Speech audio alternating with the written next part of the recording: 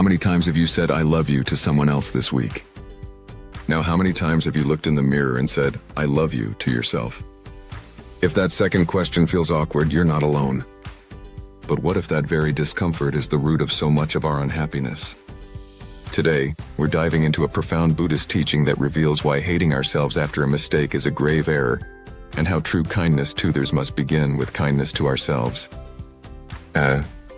Stick around, because by the end of this video, you'll have 4 powerful, practical exercises to transform your relationship with yourself and finally start living a life of genuine compassion and peace.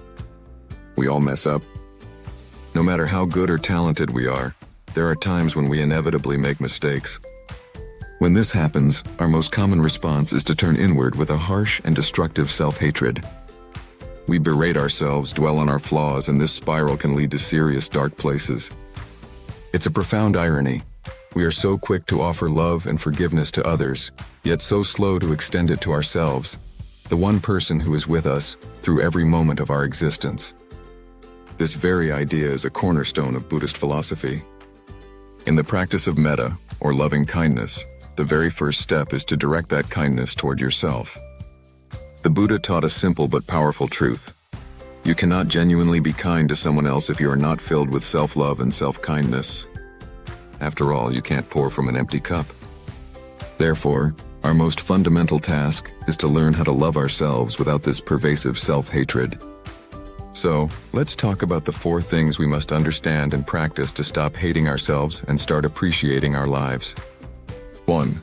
Do not believe the labels you put on yourself. It's so easy to become an expert at labeling ourselves based on our imperfections and past mistakes. We tell ourselves stories like, I'm an angry person, I have a weak mindset, or I'm just lazy. We might even declare, I'm bad with people. The crucial thing to understand is that the more we attach these labels to ourselves, the more they become fixed parts of our identity. We literally become the stories we tell ourselves. But a label is not a life sentence. Your weaknesses and your mistakes aren't permanent parts of your character, they are simply thought patterns. And here's the good news. Thought patterns can always be changed. You aren't a fixed, static entity. You are a dynamic process, constantly evolving. You always have the opportunity to learn, to grow, and to become a better version of yourself. Don't let a temporary state define your entire being. 2.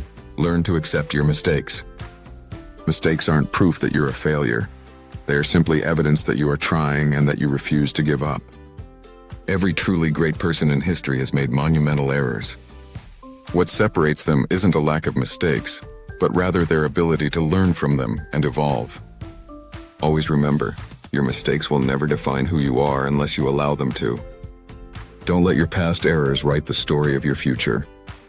You always have the chance to move on, to improve, and to become a better, wiser person.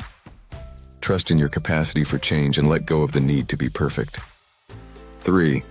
Stop the negative criticism. This is a profoundly important point. You need to stop criticizing yourself and, just as importantly, stop criticizing others. I'm not talking about constructive feedback, which is helpful and necessary for growth. I'm referring to the negative, judgmental criticism intended to tear someone down. Every time we criticize another person to put them down, we're sending a subtle but powerful message to our own mind. I am better than them. I am perfect.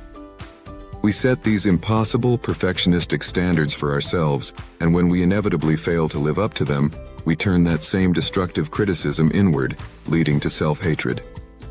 That's how this toxic cycle of criticism, both of others and of ourselves, actively erodes our self-love and self-worth. It's time to break free from it.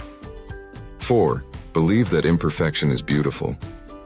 Take a moment to simply breathe and observe nature.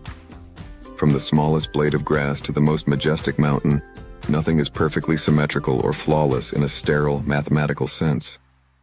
Yet, it's precisely this beautiful imperfection that gives everything its unique character and charm. As human beings, we are just as imperfect, and this is our greatest gift. It provides us with the endless opportunity to evolve, to learn, and to grow. True happiness and success aren't a final destination of perfection you eventually reach. Instead, they are a continuous journey of self-improvement. When you learn to embrace your inherent imperfections, you can finally direct genuine kindness and love inward, toward yourself. Here's a simple but powerful practice you can begin every morning. When you wake up, take a moment to sit quietly and set an intention for the day. Say to yourself, no matter how imperfect I am, no matter what mistakes I make today, I will not give up on myself. I will keep improving and working to become a better, happier person. I will never let go of myself. This isn't an act of selfishness. Selfishness is expecting unrealistic perfection from yourself and then hating yourself when you fall short. True self-love is the honest acceptance of who you are, flaws and all. Only from that solid foundation can you genuinely begin to improve and evolve. If this message resonated with you and you're seeking more practical wisdom for a happier, healthier life, then consider this your invitation. Subscribe to the Daily Dharma podcast channel. We create content just like this to help guide you on your journey. To help us spread this kindness and support our community, please give this video a like and click the bell icon so you're notified every time we release a new lesson. Most importantly, I'd love to hear from you. In the comments below, tell me which of these practices you need to focus on most. Is it letting go of self-labeling? Or is it accepting your mistakes? Let's build a supportive community together. Thanks for watching, and remember to be kind to yourself today.